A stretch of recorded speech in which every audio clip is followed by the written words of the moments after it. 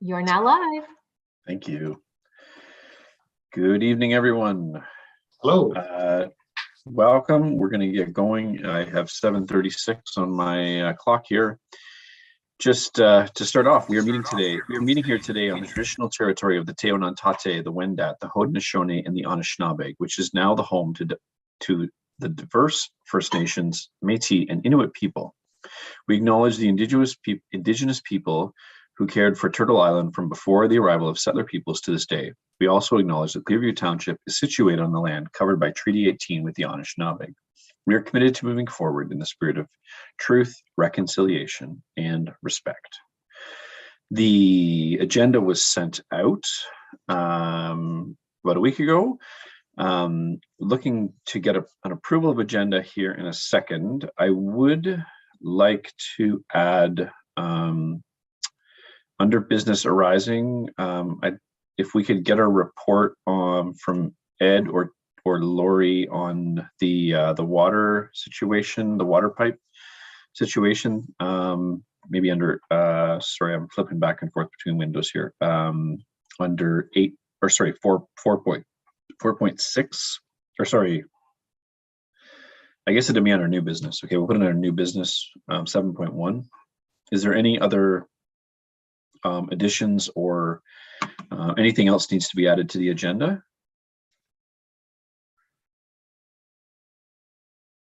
Hearing none. Oh, sorry, Ed. Tina, do you have anything to add? No? Okay, great.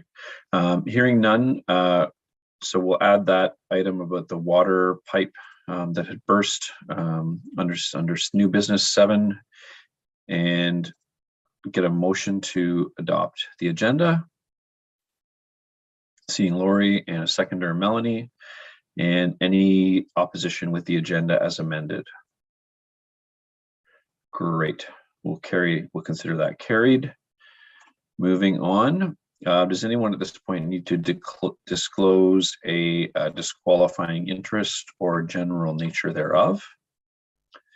Not seeing any nods in that motion in that point. Oh, geez. You know what else we didn't add to the agenda? Oh, no, it's a COVID update. Never mind. We're good. Okay.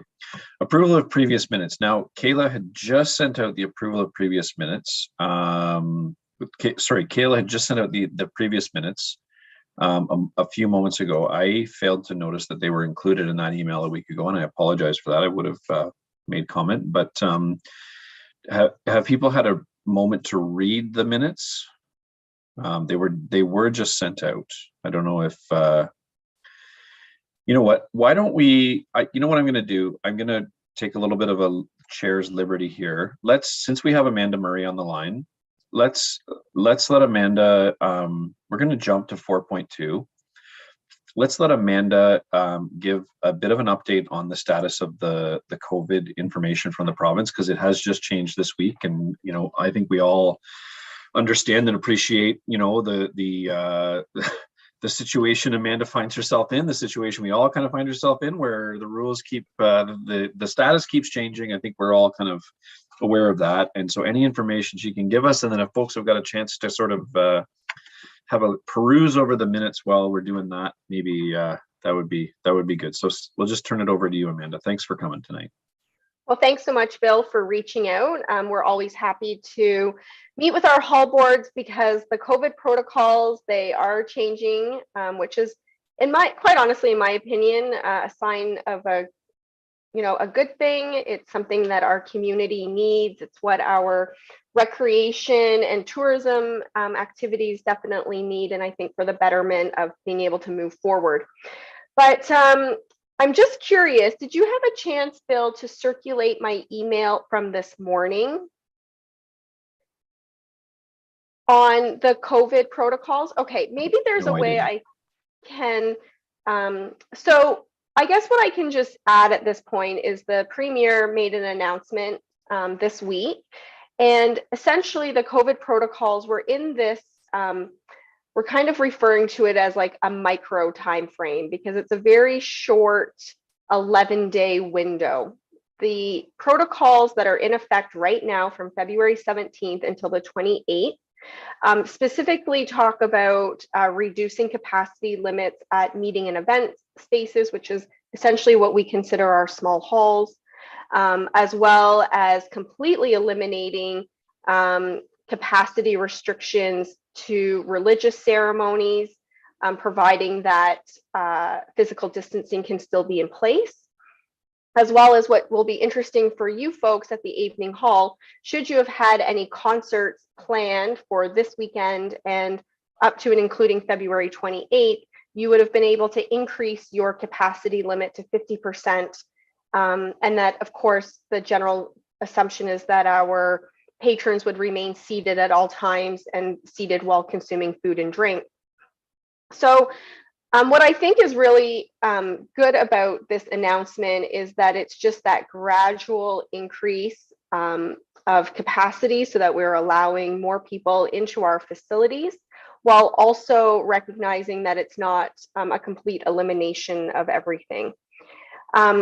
In the email that I circulated, I wanted to just highlight that our halls fall under a variety of different categories. So anytime that there is a gathering or a private event, so think of a family reunion or a birthday party, those limits are still in place to a maximum of 50 people indoors. But like I said, when you're being considered as a gathering or a meeting or convention or special event facility, you have much greater capacity limits. So it's a little bit confusing, as all these COVID protocols have been.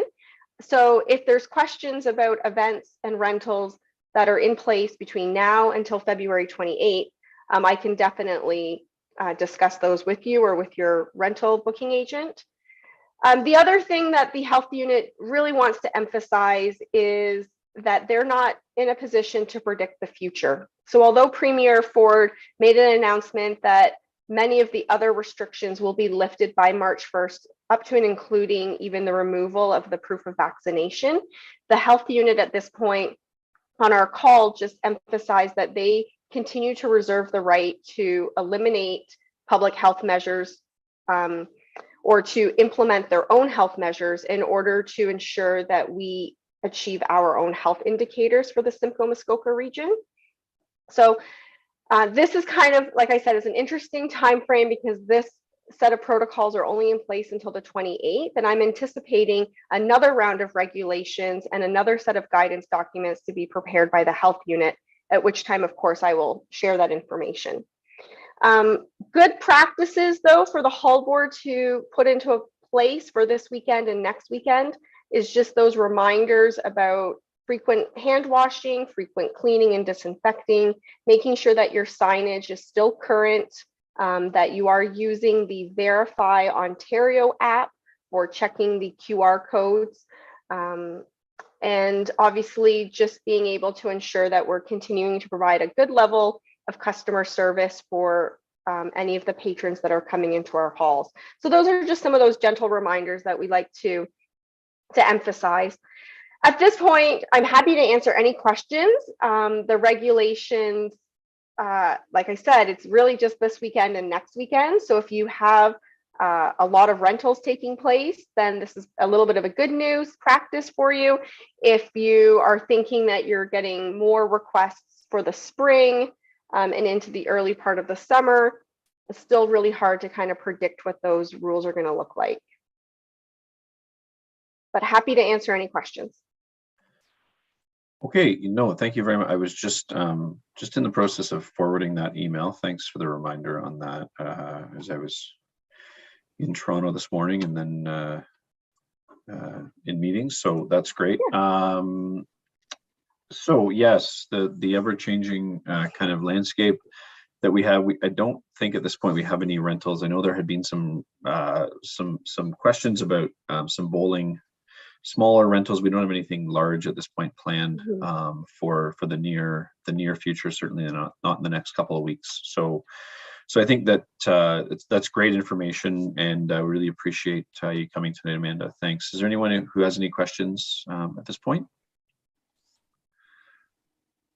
Seeing the head the face wags, the head wags. Okay, great. Well, great. Thank you. Yeah, no, and thanks for that. It's always just good to hear it, straight from you. So that's great. Thanks, Amanda. You're welcome. Good luck with your plans. And like I said, we're a resource. So if there's any other questions in the future, don't hesitate to reach out, and we're happy to help. So. Yeah, for sure. And I think like as we, kind of move into the spring and I mean, there's a lot of things up in the air right now with renovations and with COVID especially. So I think as we move into the spring and kind of look to do some of those things, we will be in touch for sure.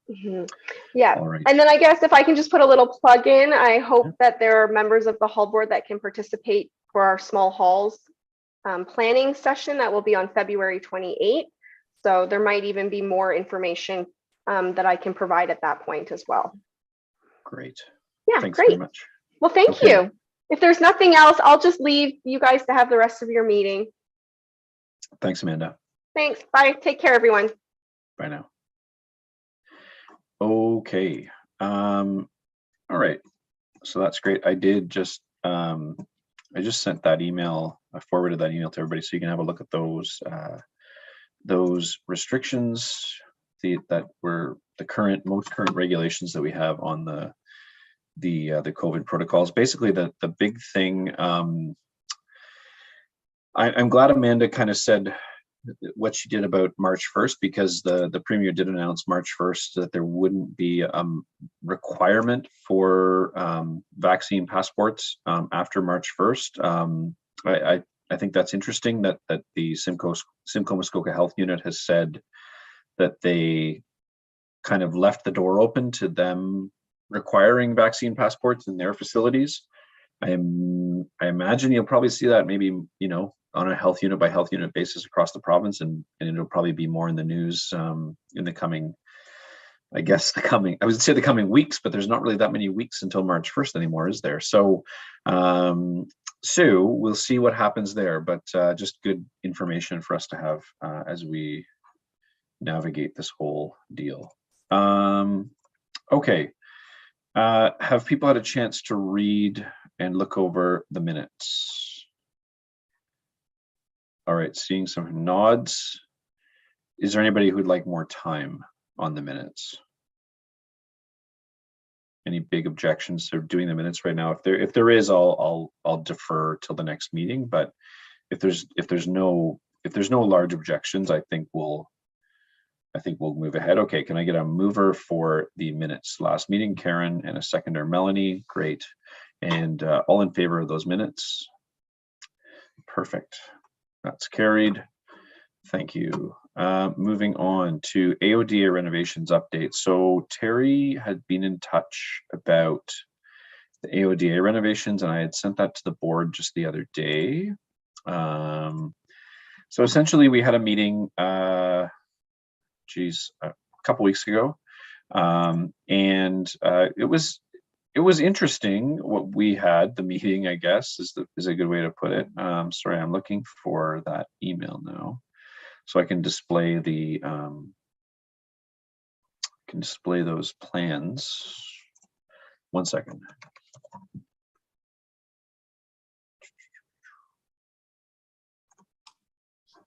Tuesday, Bill. It's Tuesday. Thanks. Seems like a week ago. There it is. Okay. All right. I'm going to share that. Okay. So it's not the, oh, there we go. So Terry, we had the meeting with Terry and with Peter from Burnside back a few weeks ago, and talked about a few different things. They went over the concepts. One of the things they had said was that there needed to be fireproof doors on both levels of the hall at all entrances. So including the front stairs. So those kind of wooden slab doors that had been there would need to be replaced with fire doors. They have since said that it only needs to be in the basement. So the only fire doors that would be required would be on the basement level. So essentially the fire door that is at the end of the hall where the bowling alley is, and then the one where the stairs would be down at the south entrance would need to be needs to be a fireproof door at both of those stairway points. And then that's it. So we could keep the wooden doors at the top of the stairs to the hall now. I know that was a bit of a, there was some kind of, I don't know some feelings about that, about replacing those doors. So keeping some of the character of the hall there, I guess. We had talked about basically the fire exit on the south side is going to be removed. It'll be filled in, so there will no longer be a stairway on the south side. And on the north side, the stairway, at this point, it looks like it's only going to be, I think they went out and did some measurements. We had kind of estimated that it might be up to 10 feet above the ground level. They went out and did some measurements and said that it was only 7. So initially, when we talked about that, so it's a 1 inch rise for every foot of run. So if it's 10 feet off the ground, we need to have 120 feet of run, which would almost be the entire length of the hall for a ramp to be wheelchair accessible, properly AODA wheelchair accessible, if it was an emergency exit. And so if it's only 7 feet, it only needs to be 63 feet of length. So what did I say? 63. 1 inch. Oh yeah. Sorry. 12 inches. Okay, thank you. Doing too much. 84, 96, right? Okay, got it. Okay, so we had talked about changing where the access was. So we will need 84 inches or 84 feet of run at that point. Probably still needs to be moved where it is because it's in sort of the middle of the hall. We had talked about putting the entrance back in neighborhoods, or sort of more towards the road, but then going eastwards, and then we'd put a sidewalk around the hall this way, the north and east side of the hall. This stairway that would be put in with the kitchen would go the opposite way from where it is. Instead of going north, it would come down to the south. And then, the question kind of got asked, well, if we have 2 barrier-free access points, do we need an elevator? Which, to be honest, the engineer didn't. He kind of thought, well, I guess not, like technically, because then you've got 2. The stipulation was about having two barrier-free entryways, rather than having one be an elevator where you would just have 2 ramps. Now, it was pointed out that the entryway out of the kitchen, the back door here, would be significantly higher.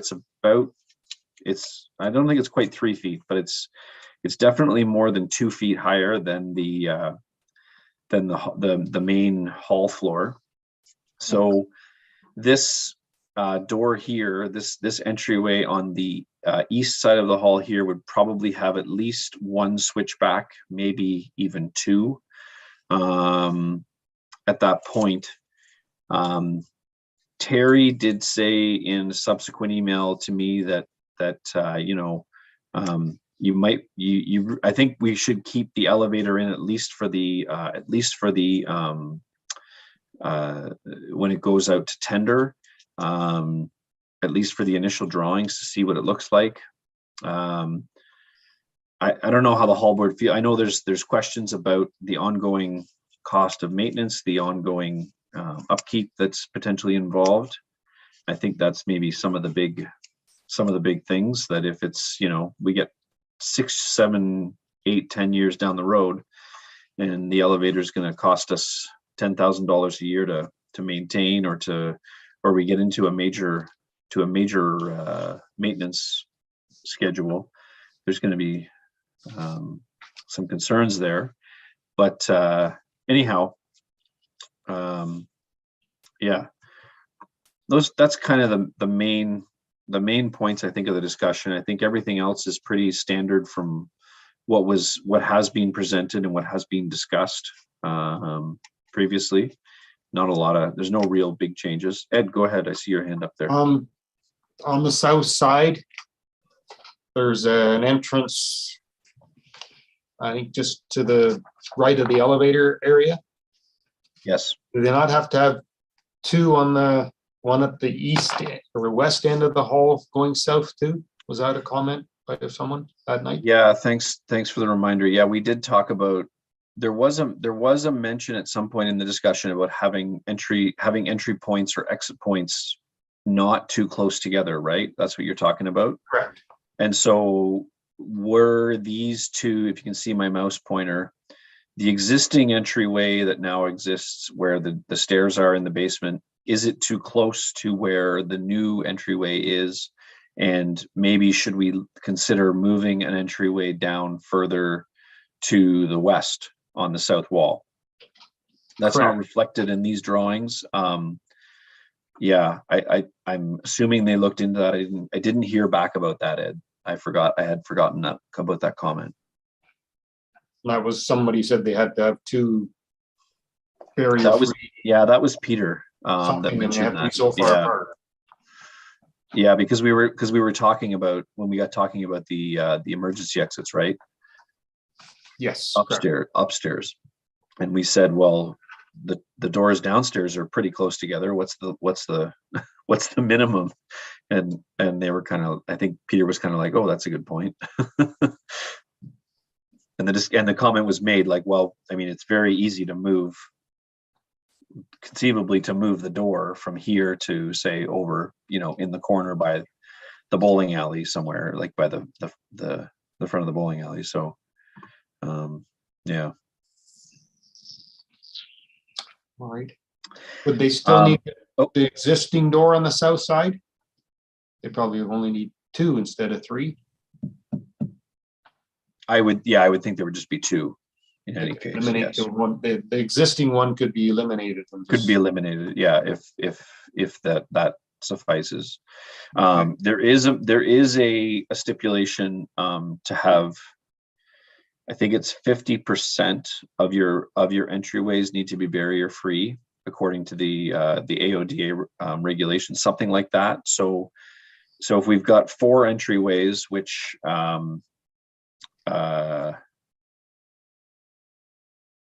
how would it work? Yes, so we would have 5 entryways if we had 2 in the basement, the front door which exists, the emergency exit on the north side, and a new emergency exit off the kitchen on the east side.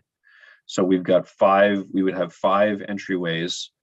At that point, given we keep the elevator in the initial design, then 3 of those entryways would be barrier free because the 2 on the bottom floor would be like a ground level entrance, and the emergency exit on the north side of the hall would be a long ramp.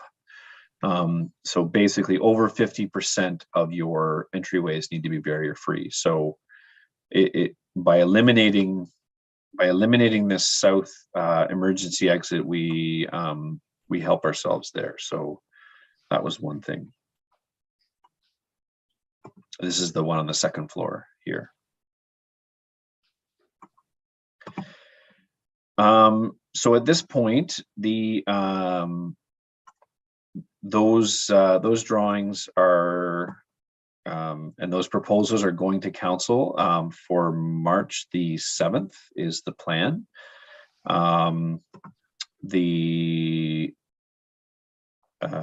that point, I guess they'll be discussed, and council has not approved a schedule or they haven't, they've said that they've approved that they want to do this in principle with all the halls, but they need to kind of figure out how they're going to go about doing it.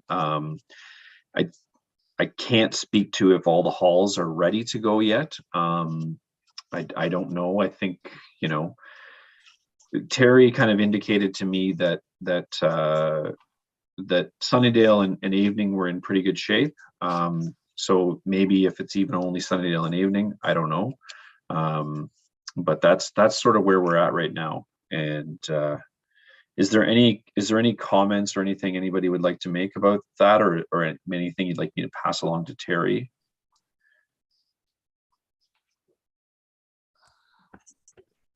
Go ahead, please, Karen. Just general comment about whether we go elevator versus ramps. I don't know. I feel like the decision needs to be made on what's the best outcome for our community long term. And I don't know. I don't want to shortchange us in any way.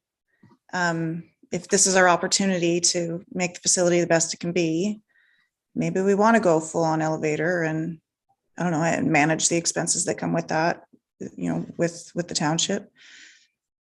Just my thought. Sure. Thanks. Yeah, like we might not get another kick at the can sort of thing. So, okay. Would we know who's going to be, we don't know who's going to be responsible for expenses yet, do we? And if we have a percentage of the total cost. Correct. We don't know. And I don't think the township really has a firm grasp on that either, quite honestly, Ed. Like, I mean, technically it is their building. It belongs to the township. So really, I mean, the buck sort of does stop there. Like if for whatever reason we couldn't afford to do it, we couldn't afford the maintenance or couldn't afford, then it would, the township would be the ones, like, it's not like they'd be coming and asking us for the money to maintain it or to fix it necessarily, because it's a municipal building. But whether the hall board is, whether there's significant pressures on the hall board to maintain it, I don't know. That's, I feel like, and it's too bad John's not here, for this discussion, unfortunately. But it's, I feel like there's a partnership that the council feels with the hall boards on this a bit. That they're assuming some risk and some financial obligation on it too. I guess I'm just feeling like the maintenance is one thing, but the initial outlay of the 1 point whatever million dollars, and if it's going to determine what we're going to have to contribute and or what we're going to have to pay back, if we now have a hall that's going to cost, I don't know, $500, $700 to rent for a local community member because we have an elevator to pay back and all of the, we're not going to be able to rent the hall for $250 anymore if we have to pay back all of these long-term expenses. So it's, I mean, I would love an elevator too, but it might not benefit our community if they can't afford to rent it anymore. So I think that the costs are going to determine what we can go with, in my mind. There's plenty of variables we don't know yet. And we're getting closer, but we have to, once we know those expenses, and maybe I think they want to go with the most expensive quote first, and then if we feel we can remove the elevator and do something different later, that's the route they want to go. They don't want to go. I think there's something to that, Ed. You always want to, nobody wants to have costs added on. It always feels good to take some costs off down the road. Just to get back to Lori's point, there was numbers bandied about for hall board fundraising back a year or more or so ago. None of that has been formally discussed. And in fact, Yeah. So it'll depend on a lot of things. I think Avening's in a position where we are further ahead than a lot of other hall boards in terms of the fundraising preparation and commitment. So I feel that we're in a pretty good position there, and I don't think it's gonna bite us in the end. You know, I mean, we haven't significantly raised the rates on the hall in quite a while, really. I think that there might be an opportunity to rejig if we go with this renovation. If this happens, there might be quite an opportunity to rejig what a rental looks like. You know, like if you're renting a bowling party, like right now, you've pretty much got the run of the hall, like kitchen, main floor, everything. Whereas, you know, if they put in these fire doors and, you know, this and that, you rent a bowling party, you're only getting the bowling alley because the other doors are going to be locked and it's going to be, you know, secured. And whereas if you're a renter who wants to come in and, you know, let's say you're a farmer's market vendor who needs a certified kitchen, and we can rent the kitchen to you on an hourly rate. You know, you're going to be able to go in only the east side door, and you're going to get the kitchen for however many hours. You know, those sorts of things. I think there could be some kind of interesting rental opportunities for us. Some different kind of rental opportunities, different levels, I guess is what I'm trying to say. So yeah, like a kids bowling party might still be, you know, fairly reasonable. Whereas, yeah, if you're going to have a buck and doe or you're going to have a wedding reception at the hall, it might cost you $500-600. It's too bad Sarah's not here to give us a bit of an indication as to what, say, the station costs. I know what the station is rented by the hour, whereas we just do a standard rate for the night or for the day. So there's some differences there. But yeah, I again, like, I think it's all there's a lot of things that are gonna depend on how on how stuff shakes out, and two, what are going to be our responsibilities. We haven't negotiated or we haven't revised the terms of the memorandum of understanding between the hall board and the township in quite a while, and that has been brought up. And I think that the agreement between the hall board and the township it needs to be revised. It needs to be clarified, some of those things for sure. What are our expenses? What will the township commit to? I know in some cases you have the township, the township plows our snow for us in the parking lot, but I don't think that happens at every hall. They cut our grass. I don't know if that happens at every hall. You know what I mean? So I think they want to review it, and those are the sorts of things that would be in that I think it's called a memorandum of understanding. Anyways, the agreement between the hall boards and I think that would all come through that. So anyhow, that was really long-winded, but I don't know if that adds a lot of context. Ed and Tina, did you want to say anything, or are you just laughing at me? Just laughing. Tina's laughing at me. Okay. I'm still learning how to run a computer. Good. All right. Okay, so there's nothing further to that. We'll go back to the agenda. And if I can find the agenda. 4.3. I'm just going between screens. Sorry, I only have one. Usually I have two screens, then I only have one. All right. COVID update. We've had the COVID update. You have booking agent position. So at our last meeting, we had talked about looking at the booking agent position, and I think, Lori, were you gonna take a stab at I that? reached out to Claire, and I will share my screen.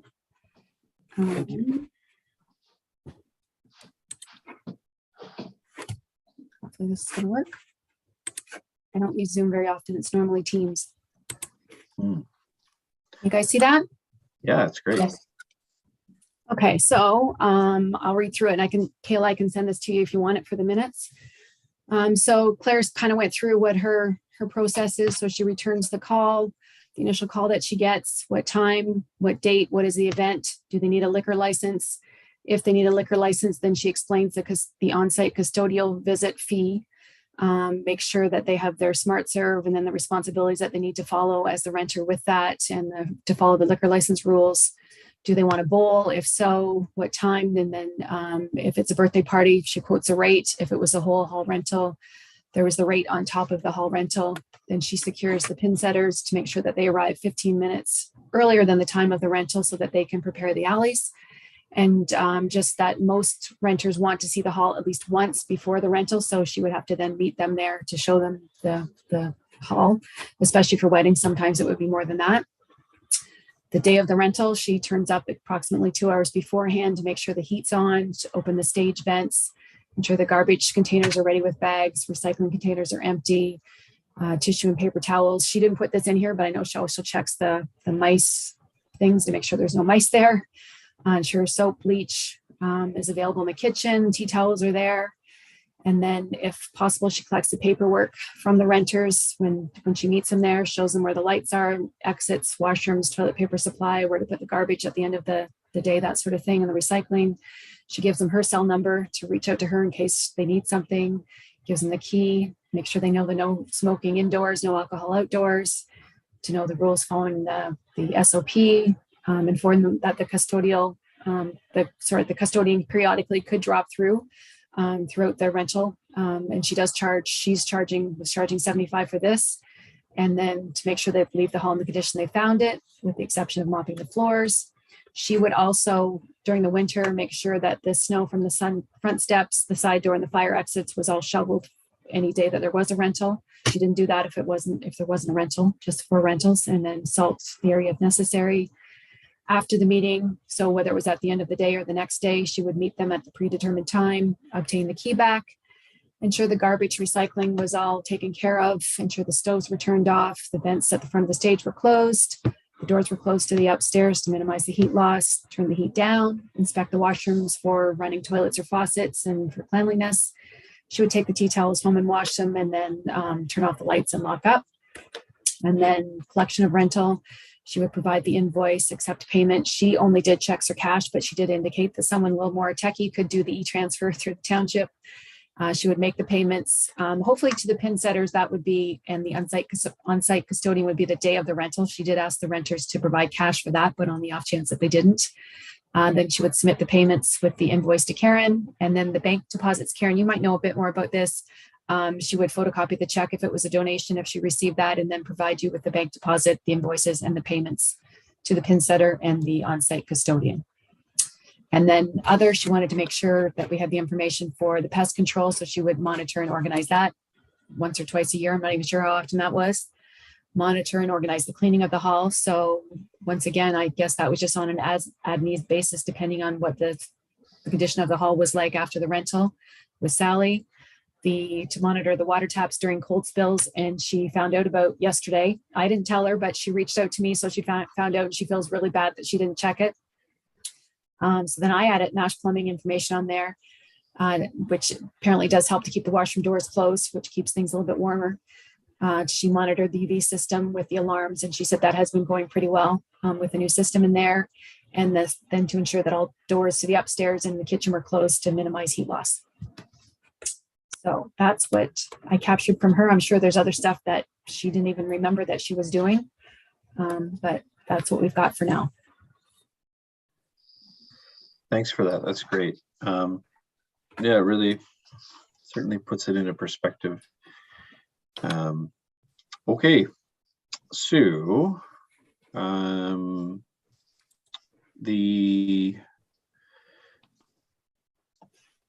So given that, how do we feel about where we should go with the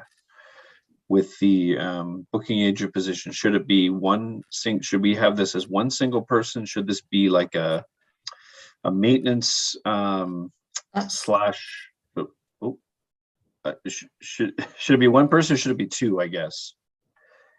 Because it sounds like Claire did kind of a lot. Three? Three or more.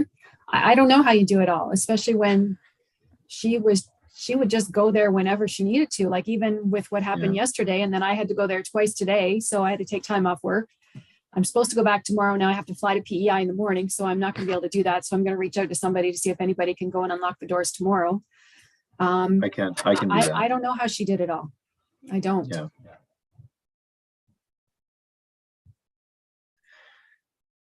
Wise. You have to be flexible with your time too. Yeah.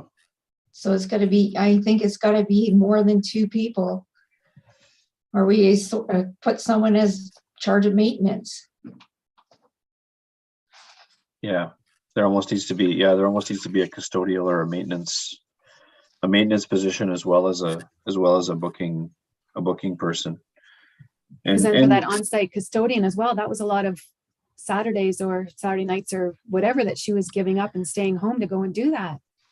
It's true. And yeah, like the odd time, she'd text me or whatever and say she couldn't do an on-site custodian and ask me if I could. And, there was times I was available and that sort of thing too. But yeah, it's a commitment for sure. So, and often those are like, if you got a wedding, chances are it's on a nice weekend in the summer. When there's going to be an SOP and people at the hall and people drinking and people that need to be looked in on to make sure things are going all right. So it's not just quite, straightforward.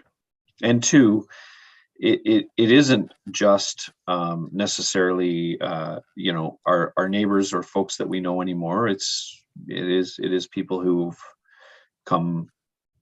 I don't want to say from outside, but people who are coming here who don't have as much ownership, I guess, in the place as we or our neighbors would. So, okay.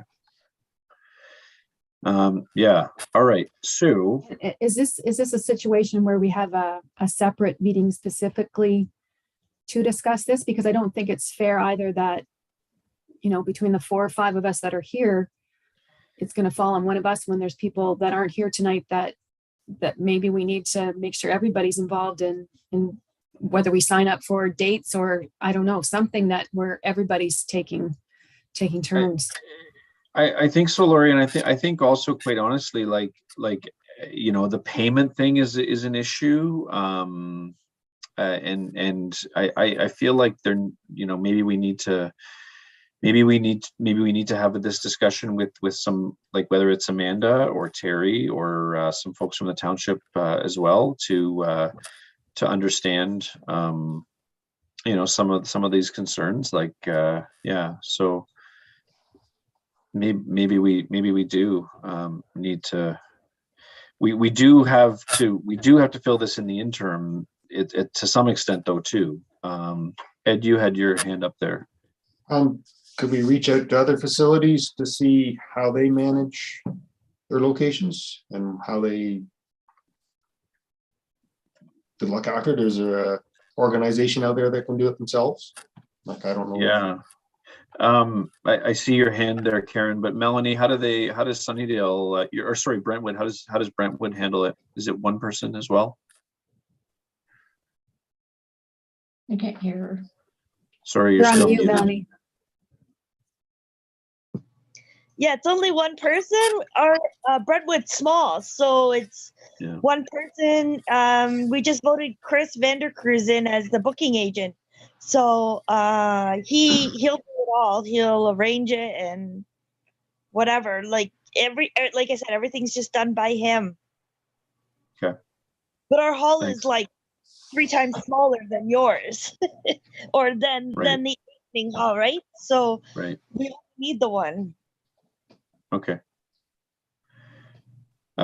Karen, thanks. I was thinking maybe this is a good opportunity for us to get a rental package put together, something like PDF that can be emailed to people that has a lot of these things that one person or that, Claire had been relaying in phone conversations. So at least try to automate it a little bit more for the next person. I think there is something that she would email. I think there was paperwork that she did email to them if necessary. I think that sort of was the collection of the paperwork, but I'm not 100% sure on that. Mhm. Yeah, there was definitely in the details of the SOP and I think there was an insurance thing at one point. Yeah, there was some back and forth there. Yeah. Go ahead, Tina. Well, we also had talked at one point of doing a virtual tour of our hall so that people could have a visual look set up rather than having people having to come to the hall all the time too. Yeah, and I think that if I remember correctly, I think it was Sarah that was talking about that. Bonnie McPherson, who lives, they live in the Manse. Yes. Yeah. She's a real estate agent, and I think she had offered to do something like that through her, you know, because she can set those sorts of things up, and she's done that in the past for home tours on her real estate stuff. So maybe that's something we should look into as well. Okay. Okay, so I think this is still sort of a larger conversation. However, we do need to have we definitely need to take Claire's phone number off of the Clearview Township website. I think that's happened at this point, but maybe and put someone else's on there in the interim. And I know she was still getting phone calls, and I know she's shown the hall a few times already this year, but. Okay, so given that, is there anybody who could I don't want to put anyone on the spot or put any pressure on anyone, but we, you know, Claire gave us her notice, geez, 3 months ago now, almost, at least, early December anyways. So it was a while ago. So I feel like, you know, we owe it to her to it was before that. Anyways, I feel like we owe it to her to you know, at least move on this.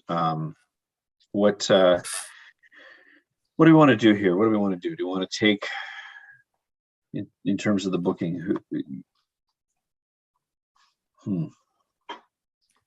Would it be possible to have the township phone number, the number that they call, and then someone at the township could get the call, send it to us in an email, and then one of us could volunteer at that point, depending on what our schedule was?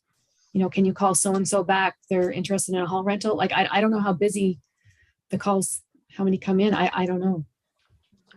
But I think I would be hesitant to put anybody's phone number out there right now, because just in case it doesn't stay with that number, and then. Does the hall have an email address? No. Yes. Well, Oh, Website. the website has one. we have a The community, to the community center, like www.aveninghall.com. Yeah, that's the website that Sarah set up. Aveninghall.ca, ca.com. No, .com. Sarah set one up, but it's specifically for the concerts, though. So right now I can provide information. Nottawa Hall runs a lot of their booking information and contact and setting it up through the Nottawa Hall Gmail account. Brentwood, Chris is overseeing that role right now, as Melanie said, and a lot of that happens through their Facebook page. There's an online calendar where people can actually go and select a date and tentatively book it. And then there's other halls that actually have board members as the booking agent, as you guys did with Claire. Okay. Just some background information if there's any options or opportunities that the board might see fit. To Lori's point with having them call the township, I just wouldn't suggest it at this point because we're not all in the office every single week. I just feel like it might get lost.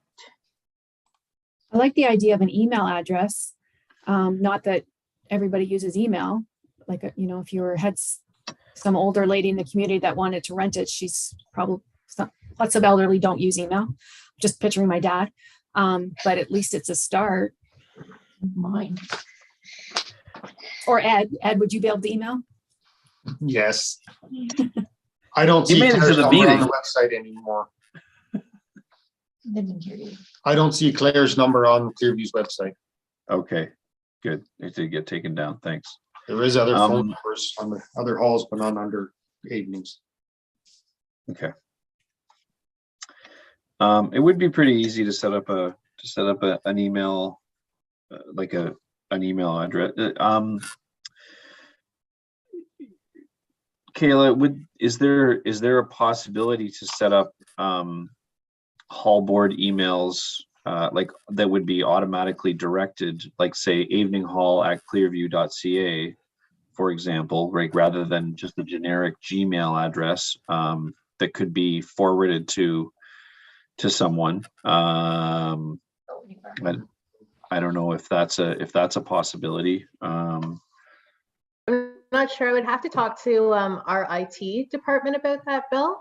Okay. I just don't know how receptive they might be to setting up new accounts like that. Right. But I can definitely check into that. Yeah. Okay. I mean, setting up a Gmail account is dead simple. And you can just have it forwarded to come into your regular mailbox. It really is like I think Laura, you hit the nail on the head about your schedule. Like not everybody has that schedule where they're just I don't want to say available, but yeah, like where you can kind of go over anytime. Sorry, Karen, go ahead. Just thinking maybe it's time for us to sort of review what had been our secretary role. Maybe that person be responsible for just monitoring that correspondence, and even if they're not the person then following up, they're at least getting the information out to us. Yeah, like maybe the secretary could be the person monitoring the correspondence and the calendar, and then we had another person who was kind of that maintenance to make sure that the hall was cleaned up, and then we had like the custodial, the on-site custodial, and coordinating those pin setters and that sort of thing is another big part of it too. Yeah, so yeah, it's really I think we're talking about three people here, really and truly. Okay.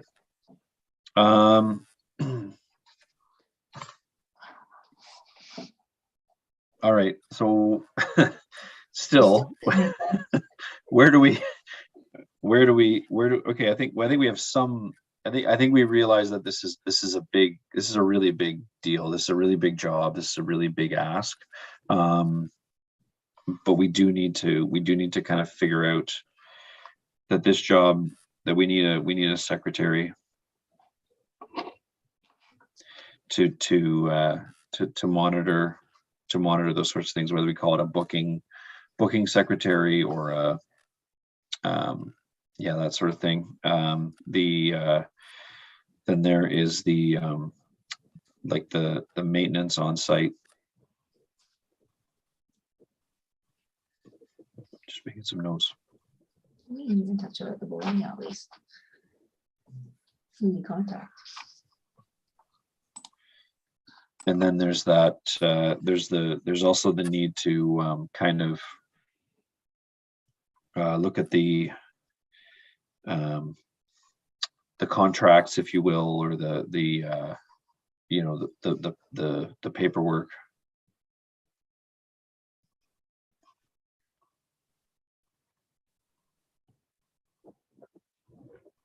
And the viewings.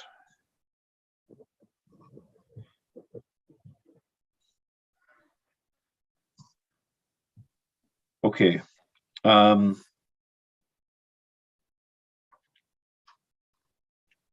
So I would think that like the secretary type job is the person who takes the who makes the receives the requests, receives the contact, and then responds to the person.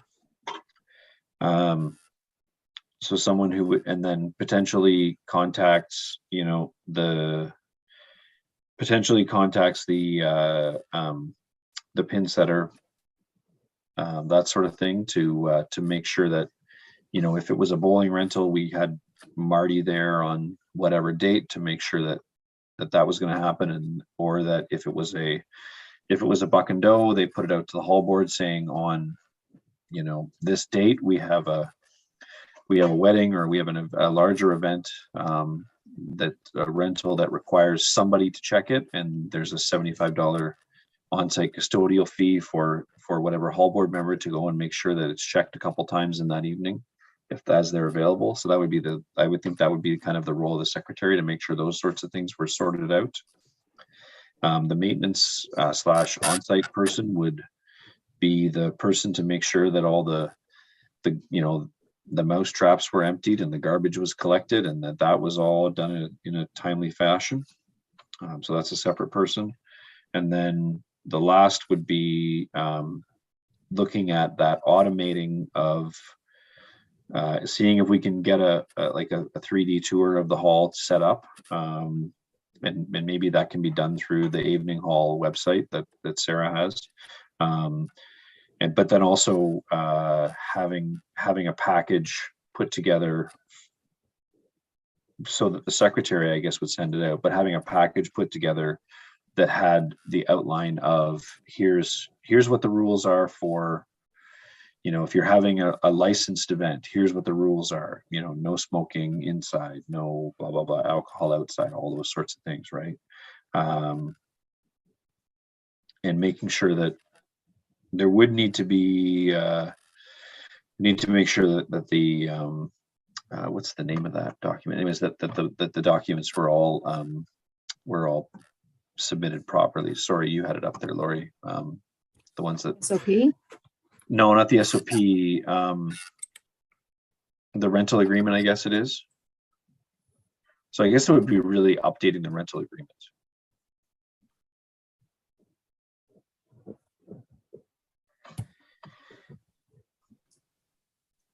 That's kind of sort of how it looks to me. I don't know what people think. Karen, were you going to say something? I would say I'm happy to help out, like updating some of those documents, and I've come across lots of good samples too from other venues. Okay. I can definitely contact Bonnie about a 3D tour.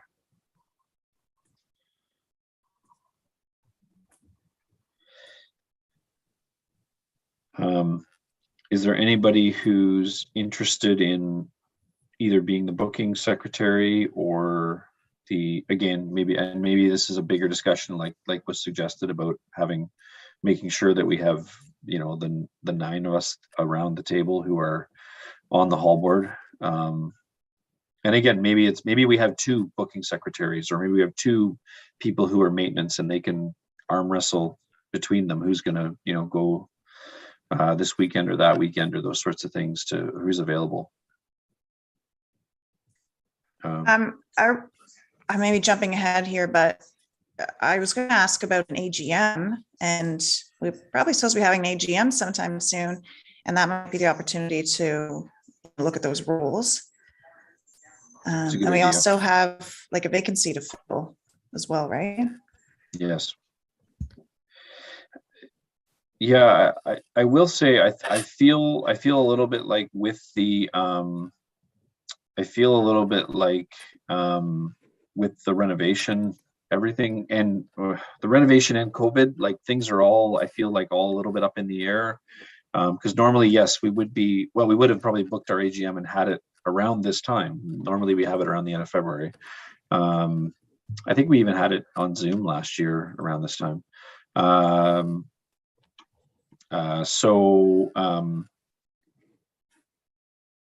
Maybe you're right, Claire, or sorry, Karen, maybe that's the time to do it, is to have an AGM. Maybe we should set an AGM date tonight for April. I don't know, I'm thinking like, 45 sort of days out, month and a bit days out, and to try and get some people. Maybe we could even have it outside somewhere and, and see each other for once in a while.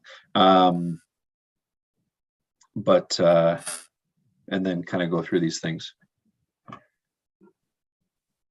Okay. I mean, we still need to have some idea of what we're doing in the interim. The phone will keep ringing. But you're right. I think it buys us a little bit of time. The fact that we're still in a pandemic and we are coming up to some renovations, it maybe it's ideal time. I mean, we'll get some of that. We'll get some more clarity on that hopefully in the next couple of weeks too.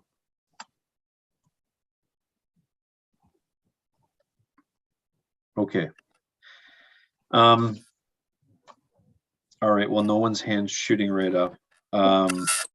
So I guess I'm willing to switch roles if there's anyone that's like, man, I'd really love to be more involved with the money and bookkeeping. Treasury.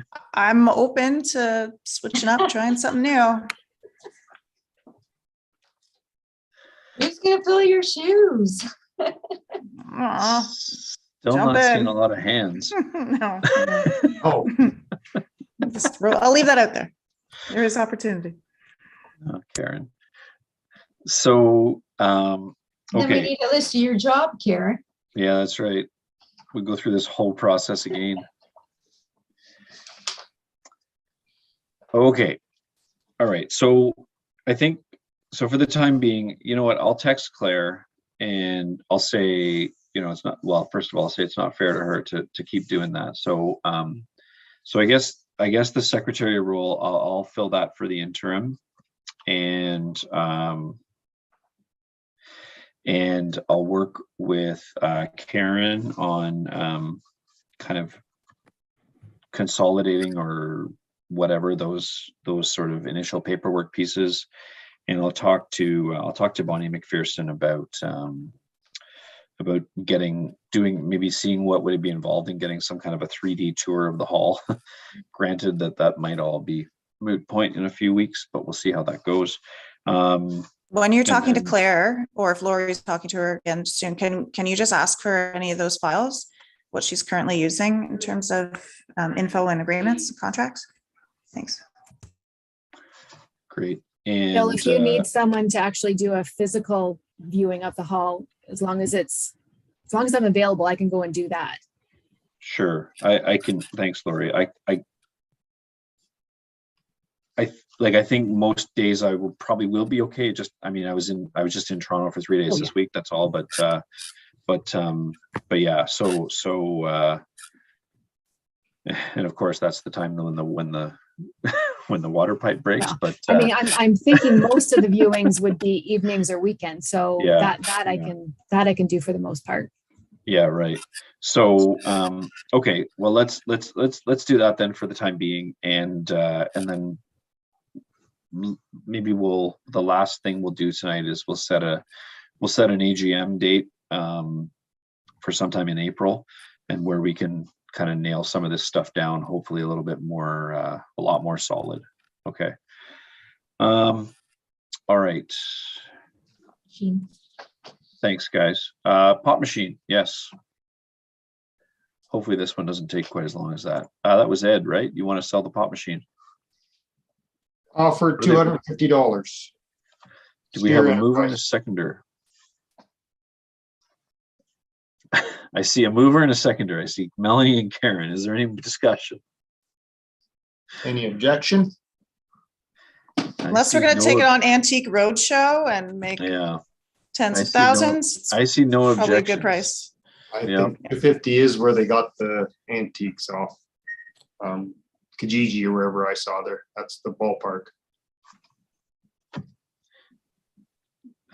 I'm seeing no objections to that. That sounds great, Ed. Thank you. So, go carry on. Carry on. Sold. Okay. Thank you. The parking lot was the next thing. I don't know what was that one? That was Councillor Lamers. Was that a Oh. follow-up to asking about the potholes and everything from last month? Yes. Okay, we will have to defer that. Thank you. Rental report. I know Claire has had some inquiries, and she had asked me about capacity rates and things like that, and that was a week ago when everything's changed. So I'll follow up with her on that. Financial report.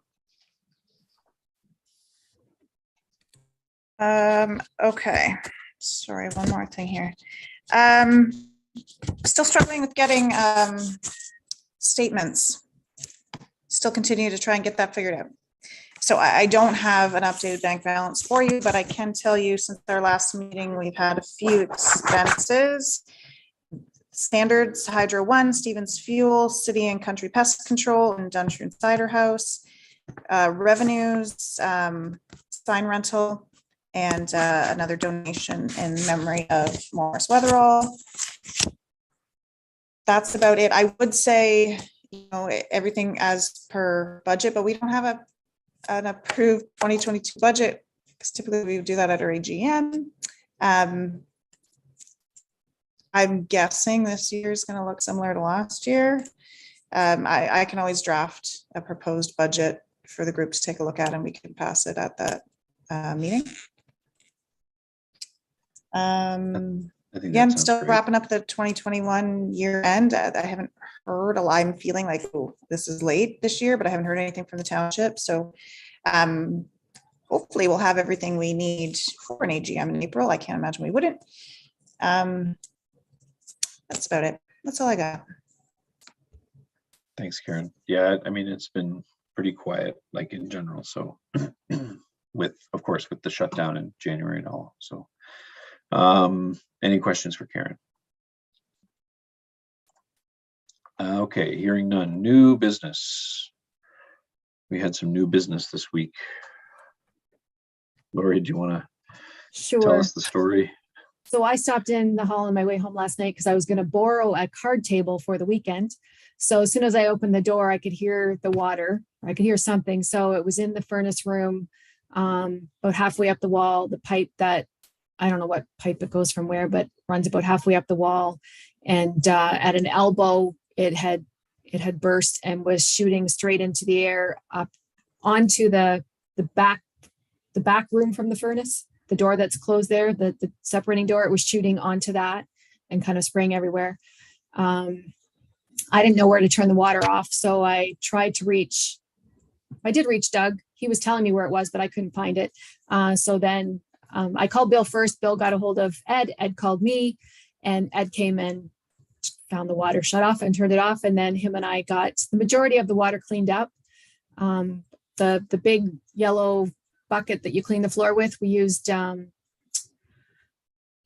dustpans and scooped up, I'm not sure, Ed, probably filled it up 3.5 times and got the water dumped outside. And then when I went over this morning, and the furnace then wasn't working. So Ed, did you get someone there last night to look at the furnace, or you got it working? You're on mute. I went back down and thought of a way to get it going, so it's running. Perfect. It was cold in there last night then too. So I got the furnace running. Nash Plumbing I phoned them last night. They were still open at 6:30. So I met Trevor over there this morning, about 9:15, let him in. And then I went back at lunchtime and locked it back up. So we got the pipe fixed, but the urinal, which we could also kind of hear last night, Ed, it's continuing to run. It won't stop running. So he said there's a valve or something in that he needs to fix as well. So he's ordered that part. He's coming back tomorrow to fix that. So I told him I would go over and at that point, I didn't know I was flying out tomorrow. So I told him I would go open the hall tomorrow morning and then close it after he's repaired it. But I'm leaving here about 3 a.m. So if someone could go and open the hall in the morning, that would be appreciated. What time, Lori? He didn't give me a time. He thought maybe around 10:30 or so he would be able to get there, but I said I would just open it in the morning and he would let me know when he was finished and I would close it again. So I'll just give him. I can do that. I Okay, can do it before I go to I was work in the gonna say, morning. I can open it up or whatever too, so, okay. Do you Okay, want to do I'll it give- then, Tina? Yeah, I can do that. I have to go Okay. to work anyway, so. Okay, so I'll give him your number then, Tina, to Okay. let you know when it's finished so that if you can lock it up you probably just lock it up at the end of the day, I guess. Yeah, I'll just, when I go home, unless bills are available to go over during the day. Yeah, I could definitely open it. And depending on how late he's there, Trina and I were planning on going north tomorrow night. Well, that's fine. so- I can yeah. do that. Don't worry Okay. about it. I'll get it. Okay. All right, sounds good. Okay, so thanks for that, Lori. Yeah, that was. And There's Claire never felt a- bad. She reached out to me today. I guess she saw his truck there and she said, was there some water issues? And I said, yeah. So I told her what happened. She feels really bad because she said she would normally go and check as soon as it got cold. And I said, it wasn't your responsibility. And she said, No, of but I course knew that not. you guys didn't have your meeting yet to know what I did. I'm like, sorry, that's not your fault. No, it's not her fault at all. No, and again, it's cold air comes down. It does come down that part of the wall, like where the washroom, the men's washroom kind of comes in there, like cold air really comes in there. And yeah, when it gets really cold. So, okay. All right. Thank you for that. Okay. The next thing. Okay. Well, let's set an AGM date then. So looking at my calendar. Why? Oh, So our normal evening meeting would probably be the 24th of March.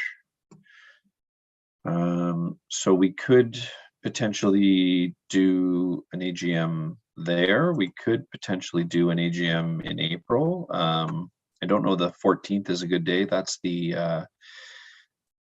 is the day before Easter weekend. So people might be going away. Could do it the 21st. Or we could look to, I don't know if there's a move to organize a chili bowl type event, or if it's better just to do a Zoom type meeting or an in-person type meeting and just kind of keep it low key for this year. What do people think? Low key? Probably. Yeah. Yeah. That'd be my vote. I think We finally chili- get back in person. Let's make it fun and have nothing to do with the meeting. I was going to say the chili portion of things is fine, but the actual AGM, it's really only us that participates anyway. So True enough. I think it's easier just to have it with us for that portion. Ed, did you want to say something? Sorry. I was just agreeing with Karen. Okay.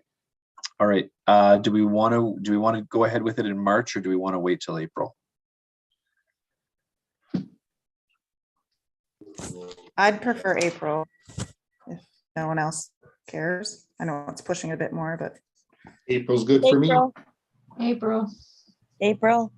Good. I think we'll have some more clarity on where things stand with renovations and how much we need to kind of push for some of these positions. So okay. So let's set a date of April the 21st then for our AGM. Can I get a mover and a seconder for that? Great, Melanie and Tina. And seeing that, then our next scheduled meeting would be the 17th of March at 7 p.m. Sorry, did you want it at 7:30, the AGM? And also the next meeting is always, you guys always meet at 7:30. It's my error. Oh, yeah. Yeah, I guess we'll keep it consistent. Sure. 7:30. March 17th. I know, Karen, I think you're going to be away. Yeah, I'll send my regrets, and I can get a report emailed over to you, probably. That's fine. Maybe. 17th is St. Patrick's Day. I don't know if people are going to be, if that really takes some people out of rotation here. Maybe some East Coasters are celebrating that day. I'm not sure. All right, not hearing any big regrets to that. Let's go with that then, I guess. And so we'll have one more meeting, and let's talk about at that meeting the booking position here, and what was the other thing we wanted to, the other position we wanted to define a little bit more at that one. I didn't write it down. What was the other thing we were gonna? Custodial. Custodial, yeah. There was something else we were, like an on-site person, but then maintenance. It's like on-site custodial versus maintenance versus booking secretary. Yeah. okay. So maybe we can flesh these out a little bit more before the AGM at the next meeting. Hopefully it won't be quite as exciting with the water problems and such. All right. Okay. Thanks, everybody. Can I get a motion to adjourn? Okay, Tina and Melanie. Perfect. Oh. Thanks, guys. Oh, did you have something to say, Ed? I do. Is that you in the backdrop, Bill, on your screensaver? Over Yes. here? Is that you? That's Trina. That's Trina. Okay. Yeah. That's up at Lake Superior last summer. Ah, Lake nice. Superior Provincial Park. Yeah.